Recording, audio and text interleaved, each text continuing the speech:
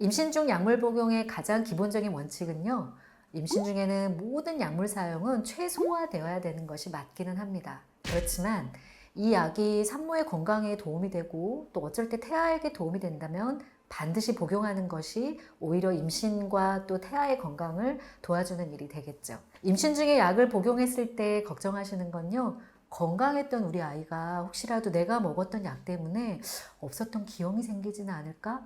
나와서 어떤 장애를 갖게 되지는 않을까? 이런 걱정을 아마 제일 많이 하시는 것 같습니다. 그런데 실제로 시중에서 판매되는 약들 중에 이렇게 아기한테 기형을 유발한다고 알려진 약제는 극히 소수고요. 이런 약제들은 대부분 전문 의약품이라 그래서 의사들의 처방하에 복용을 하게 됩니다. 그리고 굉장히 심각한 기형 유발 물질, 예를 들면 여드름 치료제 등이 있는데, 이런 경우는 의사 선생님들이 이게 임신 중에 복용했을 때 태아에게 나쁜 영향을 줄 수 있다는 것을 더 잘 알고 계시기 때문에 가임기 여성이나 임신 가능성이 있는 분들한테는 더 조심해서 처방을 하고 있습니다. 그런데 산모님들이 많이 걱정하시는 경우는요, 그렇게 의사들에게 처방받은 약물 복용에 대해서 걱정하시기보다는 특히 임신 초기에 내가 임신인지 잘 모르는 상태에서, 예를 들면 가장 흔하게 감기약 또는 뭐 다이어트약, 비타민 제제, 건강보조식품 또는 뭐 음주 등에 노출됐을 때 가장 걱정을 많이 하시는 게 일반적인 상황인 것 같습니다. 우리가 약국에서 의사 처방 없이 살 수 있는 이런 종합감기약이라든지 일반적인 약제들은요, 태아에 대한 기형 유발 위험성이 알려진 경우가 극히 드뭅니다. 그래서 혹시라도 내가 모르는 상태에서 이런 약을 몇 번 또는 몇 알 드셨다고 너무 걱정하시기보다는 전문의와 충분히 상담하시는 것이 좋겠습니다. 다만 우리 아기는 임신 4주에서 10주까지 이때가 기관 형성 시기라고 저희가 부르는데, 이 수정란에서 손가락, 발가락, 얼굴, 심장 등이 만들어지는 굉장히 중요한 시기이기 때문에 이런 경우에 약물 사용은 굉장히 조심을 해야 되는 게 맞고요. 그러니까 가장 좋은 것은 계획 임신입니다. 임신 초기 약물 노출로 상담하는 많은 케이스가 종합감기약을 드시거나 감기약을 드시는 경우인데, 왜냐하면 또 임신 초기 증상이 감기 걸렸을 때 그런 증상이랑 좀 비슷하거든요. 약간 산모님의 기초체온도 오르고 몸도 좀 불편한 것 같고, 그래서 예기치 못하게 감기약을 뭐 며칠 정도 드시고 오시게 되는데, 대부분 약국에서 판매하는 종합 감기약들이 아기의 기형을 유발한다는 그런 보고는 없습니다. 다만 감기는 바이러스 질환이고 이게 약물로 치료되는 병이 아니라 앓고 지나가는데, 기침이 심하다든지 열이 난다든지 또는 가래가 있다든지 이런 것들을 증상을 조절하는 거기 때문에, 이런 조절이 필요할 정도로 증상이 심할 때는 의사의 상담을 받고 약을 좀 드시는 게 좋고요. 내가 그런 조절이 필요할 정도로 증상이 심하지 않다 할 때는 약을 특별히 복용할 필요가 없죠. 임신 중에 가장 많이 노출되는 약제 중에 하나가 타이레놀, 아세트아미노펜입니다. 타이레놀은 비교적 역사도 오래됐고요. 임신 중에 사용이 안전하다고 알려져 있는 약제입니다. 특히 타이레놀은 해열 진통 효과가 굉장히 좋은데, 오히려 임신 초기, 즉 10주 이전에는 산모의 고온이 신경관 결손이라는 기형을 유발할 수 있기 때문에, 임신 초기에 감기 증상이나 다른 여러 가지 감염으로 38도 이상의 발열이 있는 경우에는 오히려 타이레놀을 투약하면서 적극적으로 열을 조절하는 것이 임신 예후를 향상시킬 수 있는 방법입니다. 임신 중에 약을 드실 때는 항상 걱정되니까 어떻게 해서든지 약물의 용량을 최소한으로 해서 드시려고 하는데요.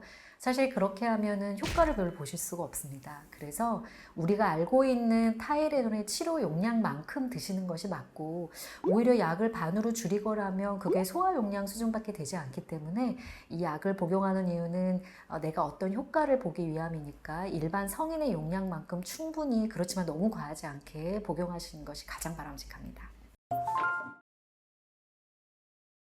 임신하면 몸에 분비물이 많아져서 이런 이제 비염이라든지 부비동염 같은 것들이 많이 생기고, 또 그 전에 산모님이 뭐 여기 알레르기 비염이 있다든지 그러면 그런 증상이 악화되는 경우가 많은데, 그럴 때 쓰는 약들이 안티히스타민 계열을 쓰거든요. 이런 항히스타민 계열의 약제들도 임신 중에 비교적 안전하게 사용할 수 있기 때문에 증상이 심한 경우에는 조절을 위해서 투약을 합니다. 사실 소화제 같은 경우는 효과가 이렇게 막 뚜렷한 경우가 많지는 않지만 필요하면은 좀 복용해 볼 수 있습니다. 임신 중에 속쓰림이라고 부르는 이제 가슴앓이 이런 통증은 임신 중기 후기부터 많은 산모님들이 경험하게 되는데 주로 자극적인 음식을 먹었다든지 소화가 되기 전에 바로 눕는다든지 이럴 때도 많이 발생할 수 있는데요. 우선은 이제 위산을 억제하는 약을 쓰기보다는 이제 위벽을 좀 이런 점막을 보호해주는 빨아먹는 종류의 약제들을 먼저 복용해 보시면 좋을 것 같고, 속쓰림, 가슴앓이가 좋아지지 않으면 경우에 따라서는 제산제를 투약해 볼 수 있습니다. 임신 중에 제산제는 입덧이 심한 산모들에서도 임신 초기에 사용을 할 수 있기 때문에 이렇게 속쓰림이 심할 때는 너무 이제 혼자서만 이걸 넘기지 마시고 담당 선생님과 상의해서 좀 아기에게 안전한 이런 제산제로 복용을 해보시는 것도 도움이 될 것 같습니다. 통증이 있을 때 진통제 많이 쓰게 되고요. 관절이 아프거나 할 때 파스, 소염 진통제 같은 거 많이 쓰게 되는데 임신 중에 진통 목적으로는 대부분 의사들이 타이레놀을 선택을 합니다. 이 소염 진통제도 진통 효과가 탁월하기는 한데 소염 진통제는 임신 중기 이후에 복용을 하게 되면 태아의 심장에 있는 동맥관을 일시적으로 폐쇄시킬 수 있는 위험성이 있기 때문에 꼭 필요한 경우가 아니면 우선적으로 진통제는 타이레놀을 복용하시는 게 맞고요. 모든 약제들이 임신 중에 투여가 불가능한 건 아니기 때문에 이제 경우에 따라서는 이런 경우에 꼭 소염 진통제가 필요하다라고 전문의가 판단하게 되면 그런 약제들도 처방받아서 사용할 수는 있습니다. 그렇지만 우선은 타이레놀이 안전하고 또 입원해 있는 상태나 증상이 굉장히 심할 때는 진통 효과가 타이레놀로 잡히지 않는 경우에는 필요에 따라서는 마약성 진통제를 임신 중에 좀 안전하게 사용해 볼 수 있는데 이 마약성 진통제는 이제 전문의의 처방이 필요하기 때문에 이제 이런 경우에는 담당 선생님과 상담이 필요합니다. 임신하면 제일 고통스러운 것 중에 하나가 변비인데 초기에 변비가 심한 이유는 입덧 때문에 수분 섭취량이나 음식 섭취량이 줄기 때문에 임신 초기에 변비가 굉장히 심하다가 보통 이제 입덧이 없어지게 되는 15주, 16주부터는 음식이나 이런 수분 섭취량이 많아지게 되니까 어느 정도 변비가 좋아지는 경우가 많은데 임신을 하시면 장운동도 정체가 되지만 산모님들이 신체 활동을 많이 줄이기 때문에 거기서 오는 변비도 있습니다. 그래서 변비 해결을 위해서는 성인들도 마찬가지지만 신체 활동을 좀 늘려보고 운동하시는 것이 좋고 필요하면 임신 중에 또 쓸 수 있는 변비약들이 있습니다. 그래서 이런 것들을 상담을 해서 처방받아서 복용해 볼 수 있겠습니다. 요즘에 이런 우울증이라든지 공황장애라든지 젊은 여성들이 가지고 있는 정신과적 질환들이 꽤 드물지 않게 있는데요.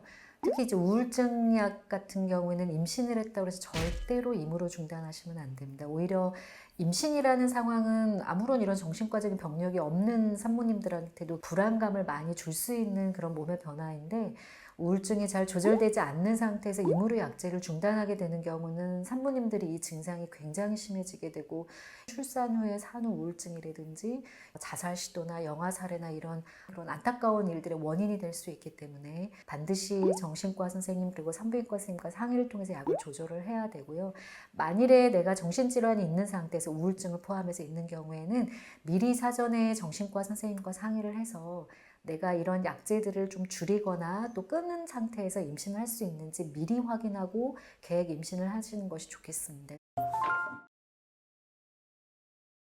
임신 전부터 기저질환으로 약을 복용하는 상태에서 임신을 해야 되는 경우들이 있습니다. 가임기여성에서 제일 흔한 게 아마 갑상선 질환이라든지 아니면 천식 같은 호흡기계 질환이라든지 물론 이제 어떤 경우에는 이제 고혈압 또는 당뇨병 같은 질환이 있을 수 있는데 임신을 했다고 해서 약을 중단하지 않습니다. 갑상선 질환 같은 경우에는 필요에 따라서는 오히려 임신을 했기 때문에 호르몬의 용량이 더 필요한 경우도 있고 또 혈압 같은 경우는 임신을 했을 때 더욱 더 열심히 조절해야 되니까 약을 이제 함부로 중단하거나 하진 않지만 또 여러 약제 중에 가능하면 임신했을 때 태아에게 안전한 약을 선택하는 것이 좋기 때문에 필요에 따라서는 약의 조정이 필요할 수 있습니다. 산모님들 외래로 오시면 영양제나 건강보조식품을 정말 이만큼 드시는 경우가 꽤 있는데요. 제가 하나 말씀드리고 싶은 거는 모든 영양은 음식의 형태로 섭취하는 것이 가장 이상적입니다. 내가 특별히 어떤 종교적인 이유라든지 뭐 어떤 극단적인 채식주의자가 아니고 모든 음식을 내가 골고루 다 좋아하고 즐긴다라고 하면 뭐 이런 영양제나 건강보조식품이 임신 중에 전혀 필요가 없고, 다만 추가로 복용해야 되는 것은 임신 전과 임신 초기에 필요한 엽산, 이건 신경관 결손증이라는 태아 기형을 예방하기 위해서 필요한 약제인데, 이런 엽산 그리고 임신 중기부터 필요한 철분 외에는 나머지 비타민이나 이런 영양은 음식의 형태로 골고루 섭취하는 것이 가장 좋습니다. 저 같은 경우에는 임신 중에는 다 그냥 중단하시도록 말씀드립니다. 굳이 임신 중에 뭐 복용하시거나 드실 필요는 없다고 저는 생각하기 때문에 기존에 드시던 건강보조식품은 그대로 보관해 두셨다가 아기 낳은 다음에 다시 섭취하시도록 그렇게 권장하고 있습니다.